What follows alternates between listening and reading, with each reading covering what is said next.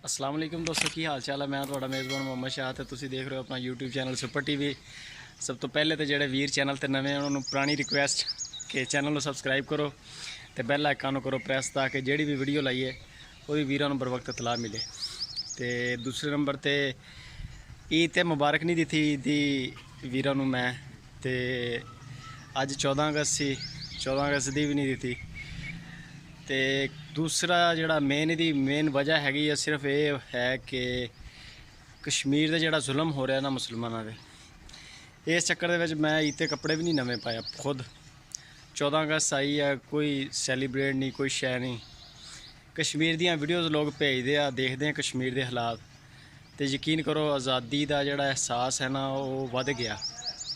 अज मैं स्टेटस लोगों के देख रहा सीगा कि लोग जोड़े ना यकीन करो कैद आज़म को दुआवां दे रहे कि कैद आज़म ने जी सोची आ वह कितना फ़ायदा अज हो रहा कि अज 21 करोड़ मुसलमान जोड़े आज़ाद आ तो आज़ाद नमाज़ पढ़ सकते हैं।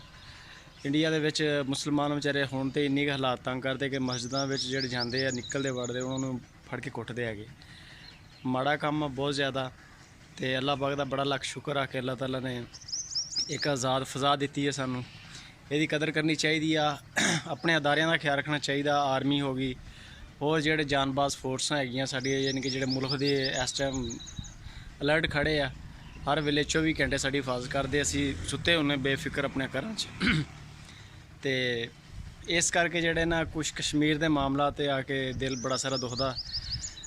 कश्मीर अजकल बहुत जुल्म हो रहा, बड़ी मजम्मत करते हैं। शायद मोदी के स्टैप जोड़ा लै रहा, इंशाल्लाह मोदी को इसकी सज़ा मिलेगी, लेकिन थोड़ा टाइम लगेगा। खान साहब जोड़े है ना, खान साहब बड़े स्लो चल रहे हैं। अल्लाह खैर करे। थोड़े मुल्क के हालात की वजह तो ही शायद ये है या कोई पॉलिसी है, लेकिन इंशाल्लाह पूरा उतरांगे, मरन तो नहीं डरते। तो कश्मीर भी इंशाल्लाह लाँगे। तो आज़ादी मुबारक भी वीरों, ईद मुबारक भी जिस तरह की भी गुजरी है बहुत अच्छी है। अल्लाह पाक का शुक्र है कि खुली फजा, कोई पुछने वाला नहीं, कोई दसन वाला नहीं। मर्जी के मालक आ सारे मुसलमान, सारे भरा, किसी को कोई रोक टोक नहीं, फुल आज़ादी है।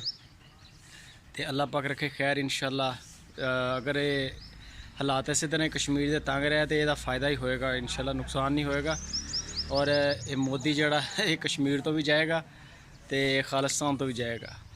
तो लाइक कमेंट शेयर लाजमी कराया करो वीडियो में। इंशाल्लाह हम रेगुलर परफॉर्म करांगे इंशाल्लाह चैनल पर। ईद के दिन कुछ नागा रखे है, वीडियोज़ वगैरह कम लाइया, कुछ ना खुशी नहीं सी है इस दफ़ा।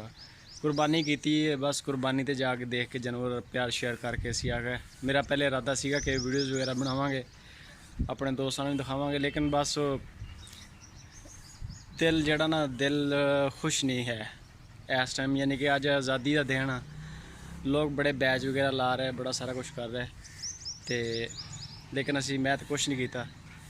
बस इनू जो भी समझ लो एक जुनून है। मैं खुद बड़ा ना तकलीफ़ महसूस करता। ठीक है दोस्तों, लाइक कमेंट शेयर लाजमी। तो मिलते हैं इंशाल्लाह नवी वीडियो। अपना बहुत सारा ख्याल रखना, अपनी फैमिली का, अपने घर वालों का, सारे दी। और अल्लाह पाक का शुक्र अदा करो कि अल्लाह ताला ने एक आज़ाद मुल्क पैदा किया।